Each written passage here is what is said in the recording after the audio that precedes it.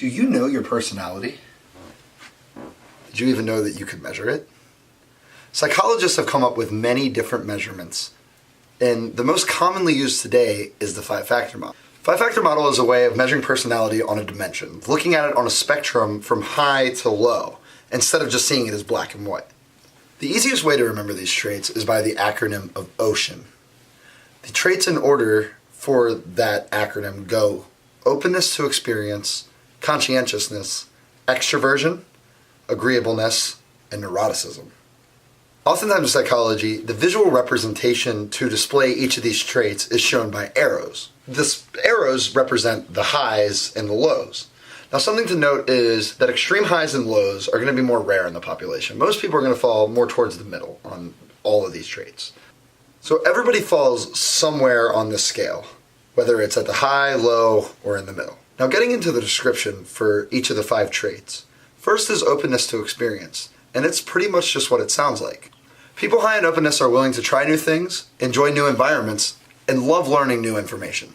The opposite of being high in openness would be a person who did not want to go on new adventures and did not enjoy going to new environments. With each thing that a person is open to, they are bumped up a little bit higher on the spectrum. Now, throughout an entire lifespan, the person's going to stay relatively close on the spectrum, but they may bounce depending on their situation and their environment.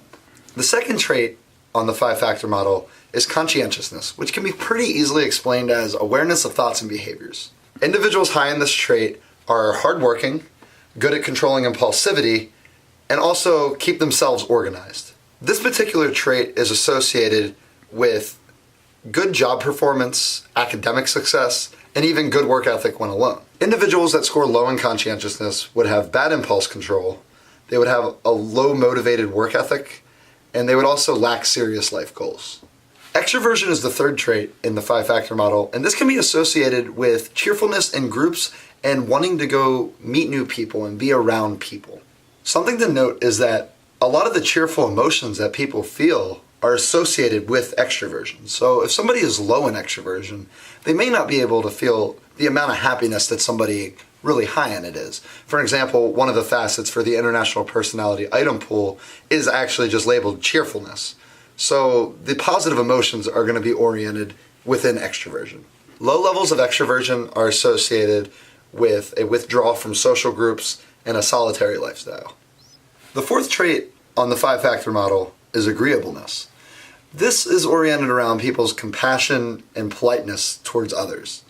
It's how good people view other people. People scoring high in agreeableness are going to be favored by society more, and when in groups, people are going to like them more. But people who score lower in agreeableness actually have better career success and also may get paid at a higher rate. So high levels of agreeableness can be shown to have altruism in a work environment, while low levels are going to be more competitive for the positions that they want. The final trait in the 5-factor model is neuroticism. This can be associated with emotional instability. Affect instability is another way that you say it. Affect would mean your mood or emotions. So most of the human suffering that people feel comes from this personality trait. It's oriented around sadness, depression, anger, anxiety, and even impulsivities. People with low scores in neuroticism are highly valued by society because these are your mellow heads, the people who are cool, calm, and collected. You see people with neuroticism, they're going to be either, if they have the personality trait and they're currently feeling it, it's going to be either anxiety, depression, or it's going to be anger. Or they may even be being impulsive, which are all viewed as negative on average by society. The trait conscientiousness can actually combat neuroticism's impulsivity and even just being aware of some of the thoughts that the person may be having. Using these 5 traits, psychologists have been able to measure and organize personality. This makes it much easier to research and be able to correlate certain behaviors with certain personalities. In the next video on the series, we're going to talk about some mental illnesses associated with personality known as personality disorders. Some common ones would be antisocial personality disorder, APD, which is pop culturally known as psychopaths and sociopaths. Narcissistic personality disorder is another commonly talked about one, and obsessive compulsive personality disorder, OCPD. I mentioned OCPD because in pop culture, a lot of times the traits of OCPD get confused with the traits of OCD. You hear people commonly say, oh, I'm OCD because I'm orderly and like schedules, when that's actually a trait of OCPD, obsessive compulsive personality disorder. Make sure you watch next time to see if someone you know or even you may have a personality disorder. But of course, do not take that as a diagnosis because it has to be done by a licensed clinician. A real see.